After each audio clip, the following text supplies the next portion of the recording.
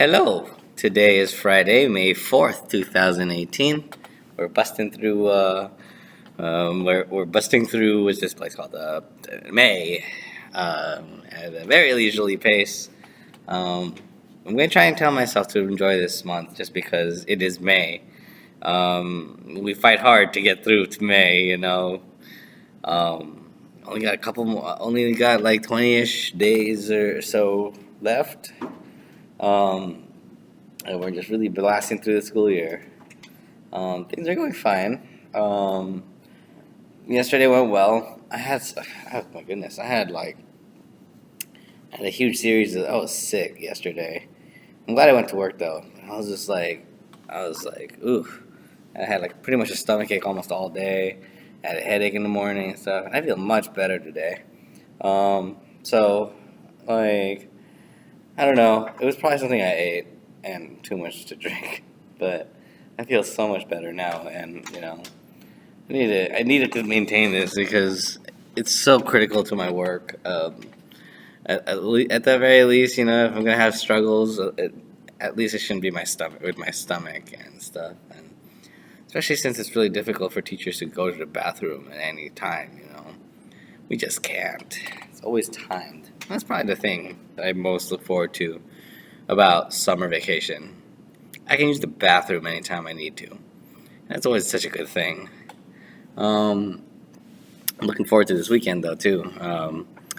Wife and I are trying to save money, and I love saving money because that means we just stay home all day and chill. I'm just that kind of guy. I'm not the type of guy that likes to go out and party, or I'm not like the type of guy that likes to go and sightsee and stuff.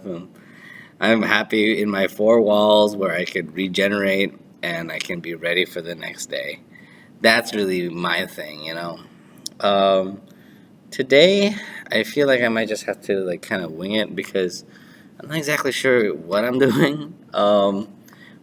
Both of my classes are done with their original text. So I guess my eighth graders are working on their um, what would you do if you were, or what would you say to someone in the past if you lived in the future? Okay, that's a dumb description.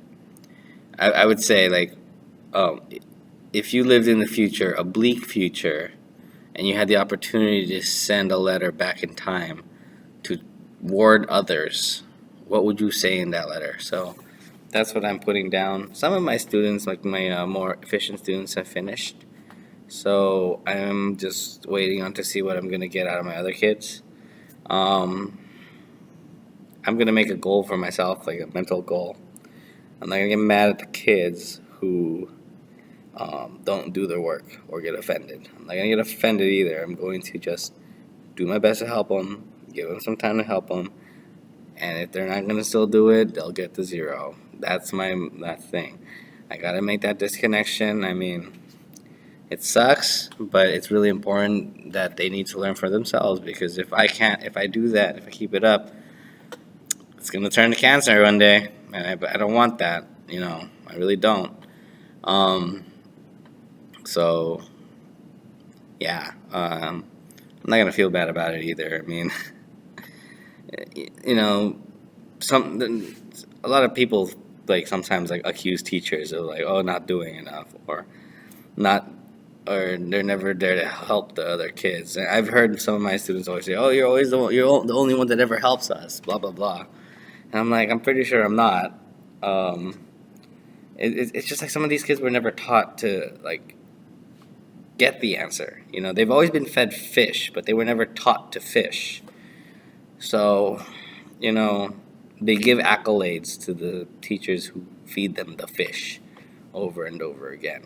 And it's easy for me to get frustrated just because, like, I guess I had the privilege of being able to be taught how to fish. My dad was always the type of person to help to, like, say, solve your problem. He never answered my questions. Like, if I asked what was our address, he made me go out and figure it out, you know? And sometimes I get really upset because I wasn't getting my answers, but it helped eventually. He never told, like, if I asked, what does this word mean? He'd say, there's a dictionary, go read it. You know, I'm not to say that's how this generation is, right? But like I just seem to have a bigger population of those kids where they're just not taught that way, you know. And sometimes I feel like I'm the only one in a sea of teachers that teaches them to actually try it and get their fingers dirty and stuff, you know. Or I might just be one of I might just be one of many teachers who do try to get them to teach, right? Who do try to get their fingers dirty, who do try to get them to do their work and figure it out themselves, but there's people in their own lives outside of school that never taught it to them. Okay? That's the thing. And I'm actually more forward to the latter because I know my coworkers. I know what they're trying to do.